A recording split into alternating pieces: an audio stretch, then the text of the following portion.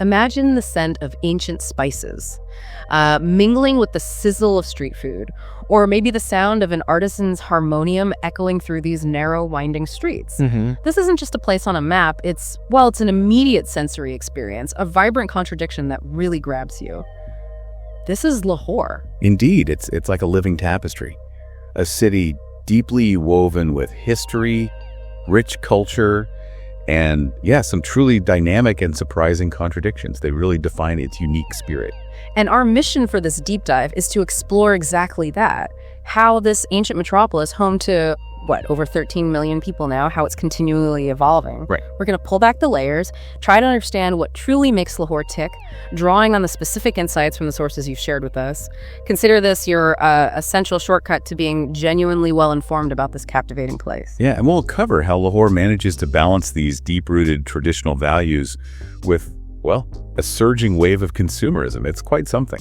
We'll explore its legendary food scene, which has become a whole social phenomenon, really, and see how these monumental efforts to preserve its heritage are unfolding even as the city embraces, global trends. Okay, let's begin that journey then. Let's step right into Lahore's extraordinary past. Lahore's history, it stretches back over 1,000 years.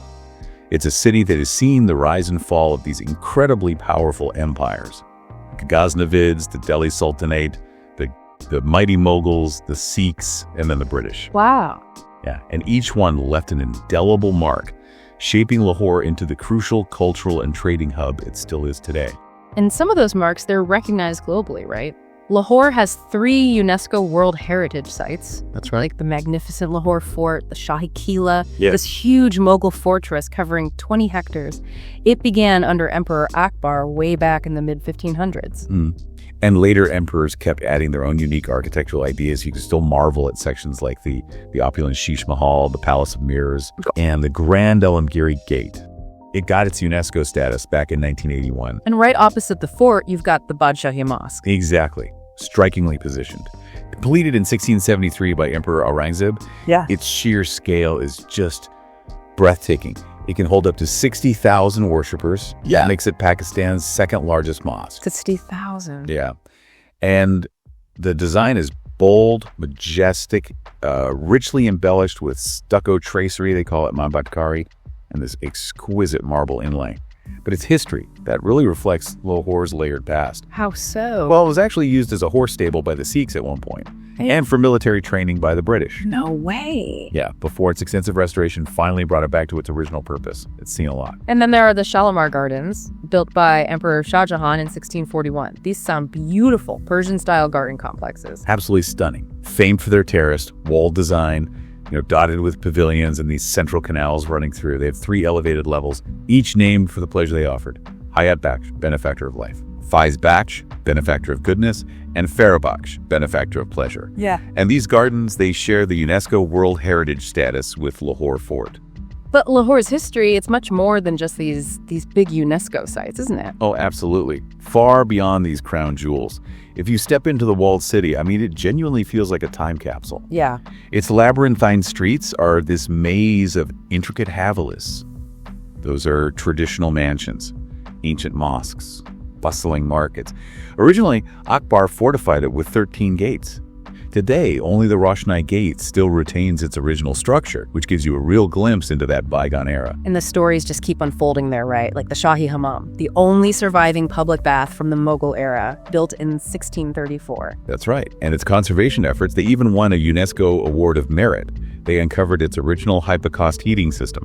What's that? It's a fascinating ancient underfloor heating method, really quite advanced for its time. And then there's the Majid Wazir Khan, built just a few years earlier, 1631.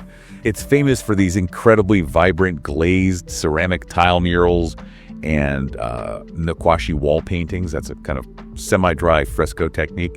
It even has a unique calligrapher's bazaar crossing its entrance axis. So much detail. Dense with history, and just outside the city, you've got the Shadara complex. This holds the tombs of major Mughal figures. Emperor Jahangir, his image is actually on Pakistan's currency. Oh, really? Yeah.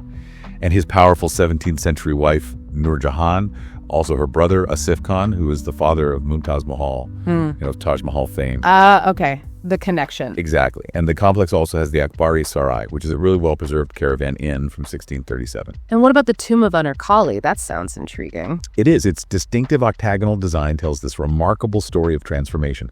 It wasn't just a mausoleum. It served as a concentration camp, a residence, a church, even government archives later on. That's incredible. It's like a symbol of Lahore's whole dynamic history in one building. It truly is. Yeah. Each of these layers, they aren't just preserved in stone.